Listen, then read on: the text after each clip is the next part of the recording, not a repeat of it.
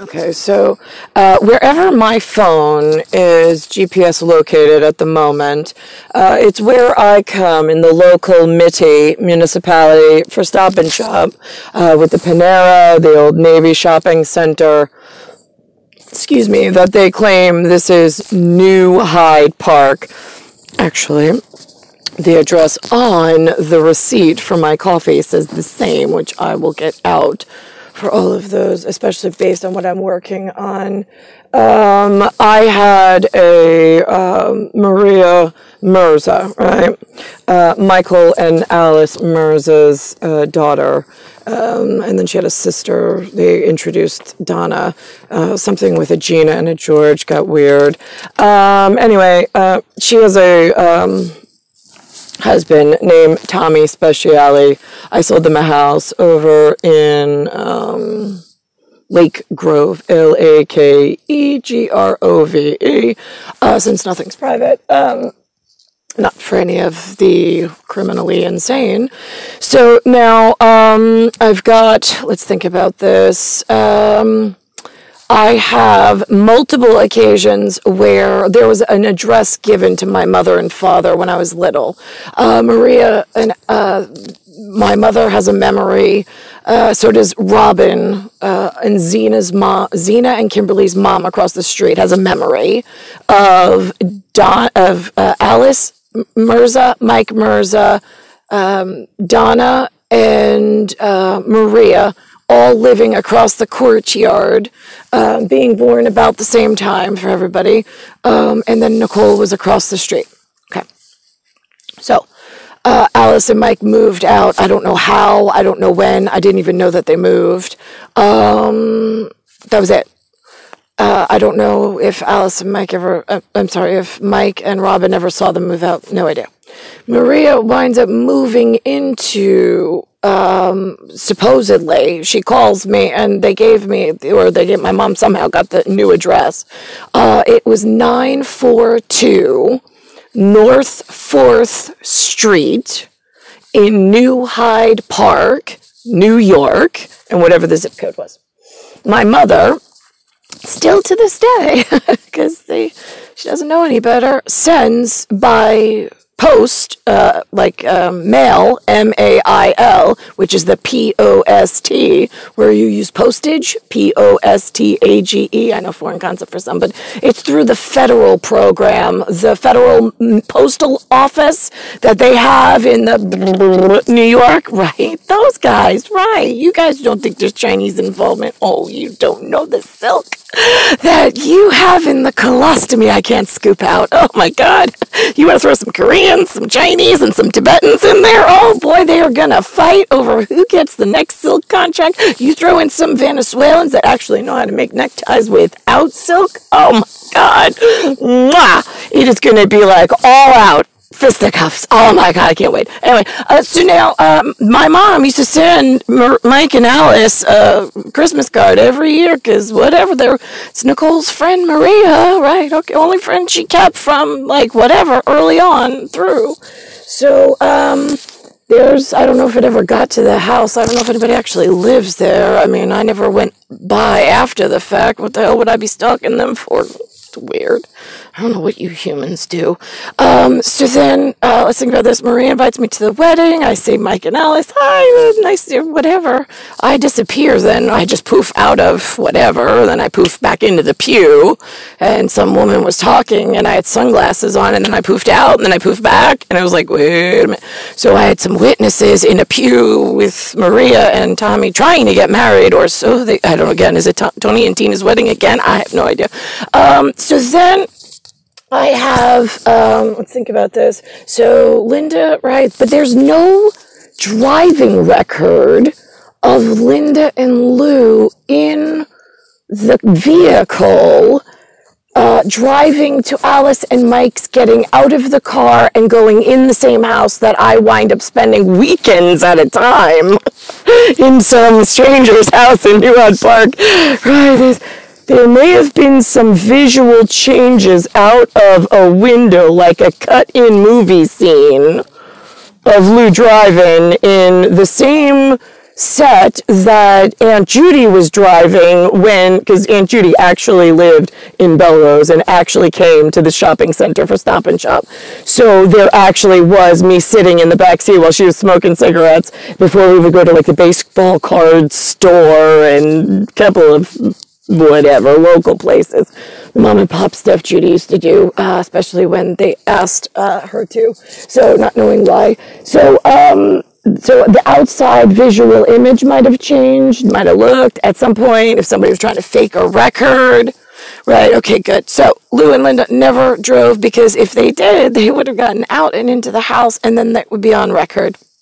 And being that the time and space has warped and moved so much, and I'm the only one with lineage that can be tracked, oh, this is going to be so difficult for you at the criminal trial. There's no trial. You did it already. We fucking just kill you all. And I'm not talking about Maria and Tommy. I don't know what their involvement is, but right, here we are in an ovarian cyst. Okay, so now I've got, let's think about this. I show up at their wedding with Jason, Peter Romer, the rapist, for the whatever, and now I think I'm pregnant with baby number 3, I think. 2, 3, I don't know. It depends on the year. I wasn't keeping track.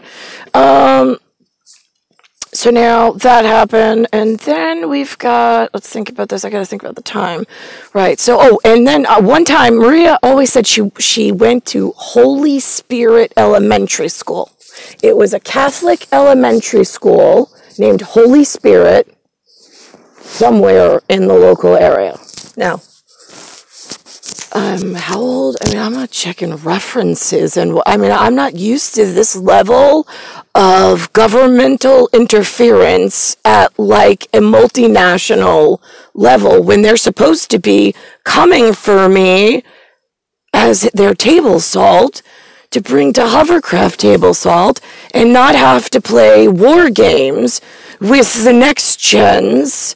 And while they're playing with memory erasure and trying to piece and seam a reality together for the kid that they keep abusing, being me. Forget Maria. She's fucking, like, in this, I don't know how, like a fucking toothpick, but I'm not commenting. I'm loyal as ever. I only know my part, which is what I will talk on. So I'm at Maria's house, and apparently she got this new boyfriend named David Sexton. D-A-V-I-D-S-E-X-T-O-N. A sexton is something when you are on a vessel of water vehicle. You look through it, and it has like a rounded bottom, and it has a precise compass, whatever, and you look through, it's like a looking glass out.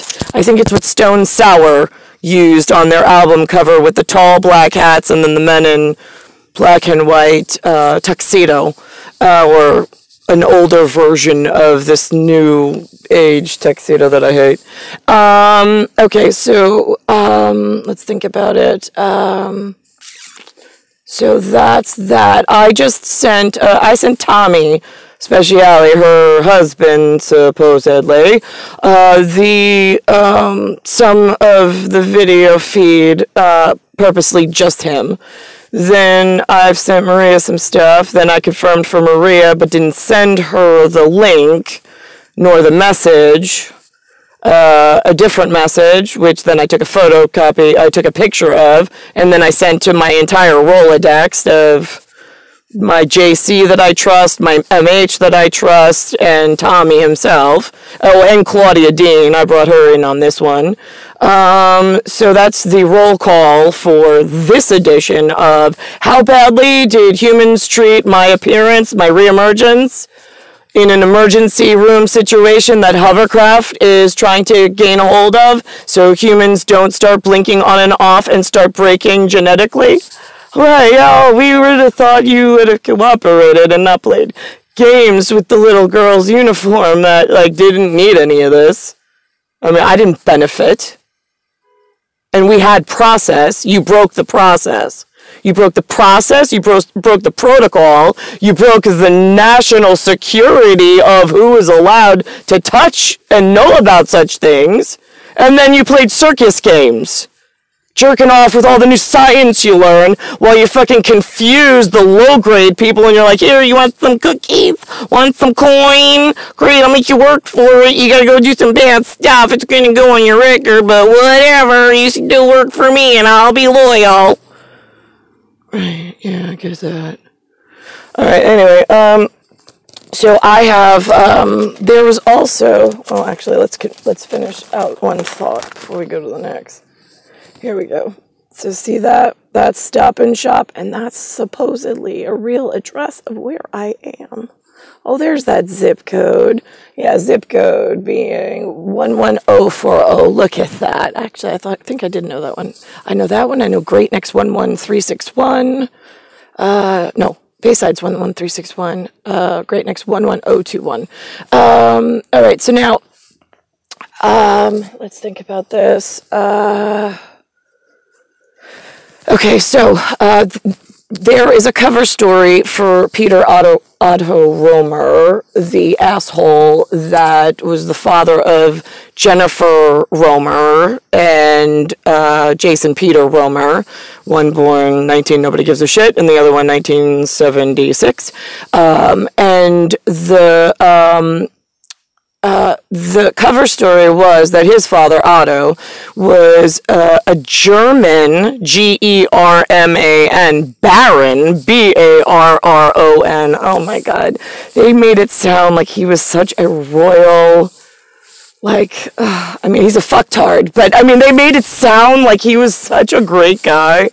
And then Pete's like, no, he drank a lot and he was full of piss and vinegar. Right, you know, kind of like, we talking about ourselves? Or anyway, so now, right, so apparently the story goes that he was in Germany somewhere, respectable territory, don't know how he got in, and he was drinking and got in a bar fight with another respectable. They said that Otto killed a man in the bar fight, got kicked out of the family, and then got sent to America like as punishment. And then he became friends with a doctor family and took on the name Romer, Roemer. They also had another Romer doctor-friendly location in California, go figure, for all you shitbags that fucking signed up for the wrong Manhattan Project.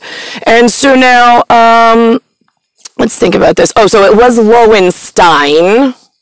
Von Lowenstein or von Lowenstein? Right, yeah, either way, it was something, whatever, kicked out of the family, came to New York, spent some time in California, we're going back and forth, right, okay, that was his interstate of nightmare for my generation, and so that apparently no authority was able to catch him and capture him and shut him the fuck down before the sperm factory got started and created a Peter. Oh, God, you are so... It's like fucking leading, like... it's like leading an ox by its nose. I swear to God. It's like, please, just... Come on! Just follow me, I swear! There's pasture over this way! Oh, I fucking hate humans. Alright, anyway. So, his last name was von Lowenstein. Apparently, there's some hospital in... Great Neck area or New Hyde Park or Lake Success area. Lake Success. Oh my God, is that the nut lube job? Yeah, it fucking sure is. Oh, and the Bad Shaw. Yeah, that shopping center. I put the pictures up a couple weeks ago. Anyway, so it's von Lowenstein. They have a psychiatric center.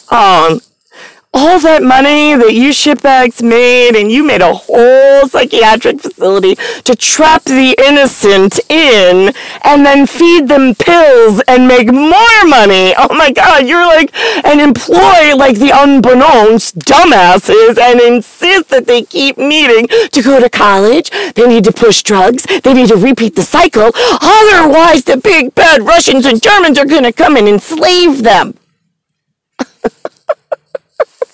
Right, yeah, okay, sure, America, you didn't notice that that's China, Korea, and the silk market, but okay, Silk Road idiots. Holy fucking crap. It is like, really, it is like leading an ox through its nose on one ring with one rope by yourself as a woman, with it like going backwards, going, I'm not going. All right, so, anyway, let's think about this. Right, okay, so now I had a traumatic event. There was open radio waves of, there was somebody calling in before Lewis. See, the time effects don't work. I need somebody to chase for the seamstress, SEAMSTRESS, because I am stressed out. I need the stress on my stretch of the imagination program, because somebody called in, Lewis called in the ambulance ride that they were so kind to show up and just throw me into the back.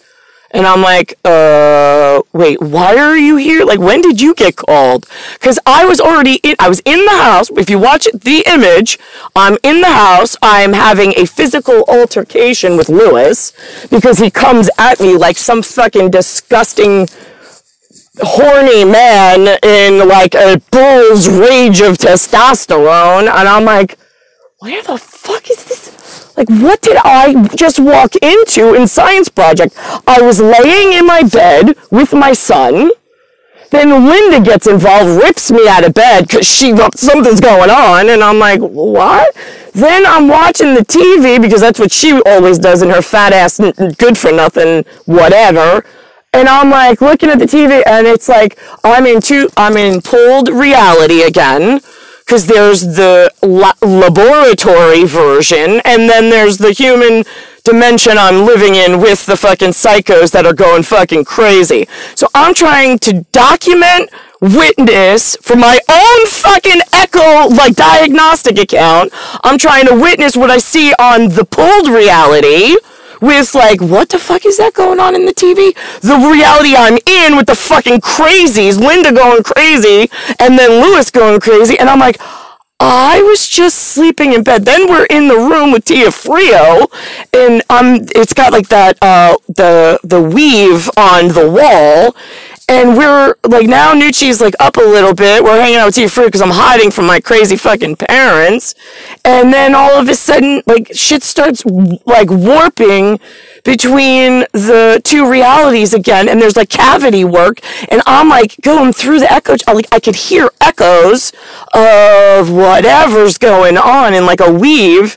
But I'm like, and again, like, Tia Frio's there, and I know he's a fucking moron bot, B-O-T, but, and I usually use him as a God's witness for my own sake of having another genetic in the room, but it was so off that night, I was even afraid to document in full dexterity the exact, like, realm of craziness I was fucking forced into. Then all of a sudden, like, I go back to bed with my son, happily ever after, like, we go back to bed now.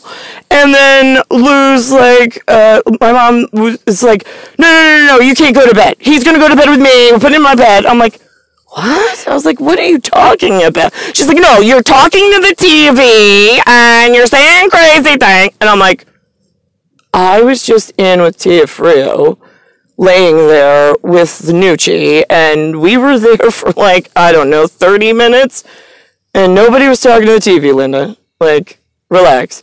And then, like, I walked Nucci to the bedroom, and then my father fucking comes at me physically, and I'm like, I'm just trying to put my son to bed. I was like, get out of my way.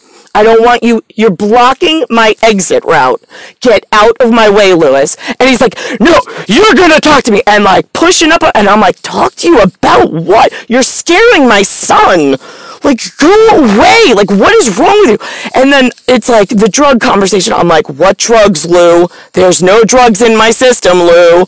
I was like, I don't know what this craziness is, but you're scaring me and the baby. And he's like, good, I'm scaring you. I'm like, the man looked like he was on fucking meth. I'm like, what the fuck you been smoking or huffing, Lou? But again, I know on like low-key keyboard where you're splitting dimensions and throwing me in as if I'm just some fun, wacky, freakish science project, hard to explain, but then they get more something somewhere else.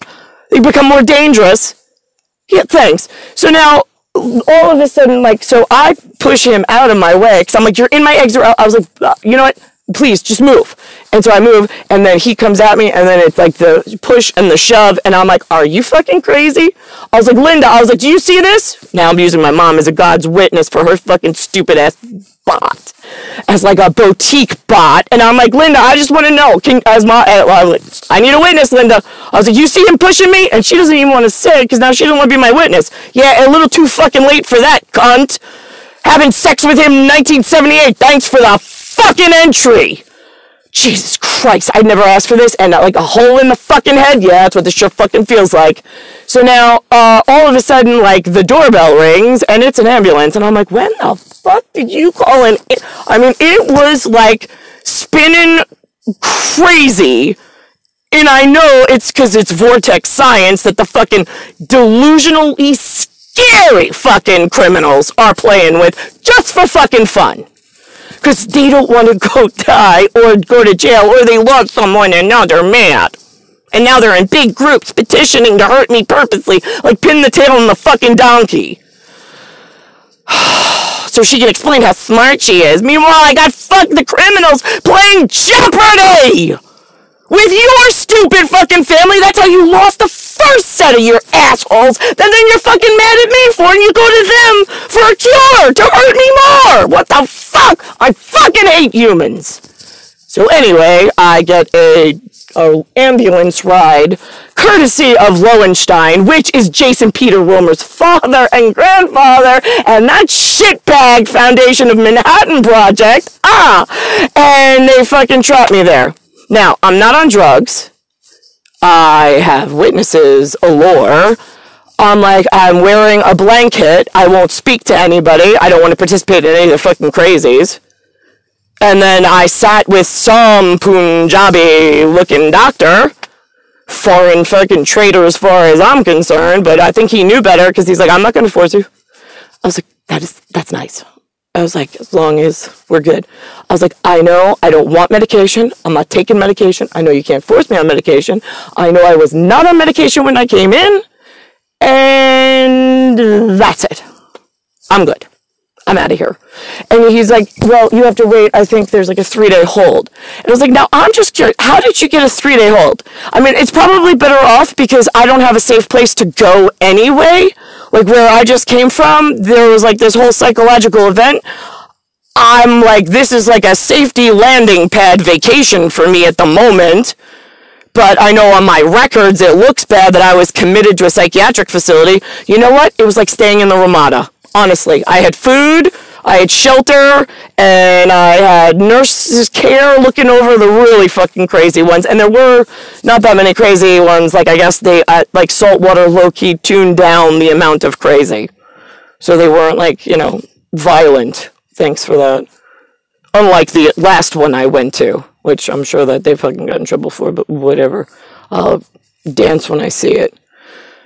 So now, I'm just curious. Ambulance ride, by the way. Oh my god, did they call ahead? Yeah, really?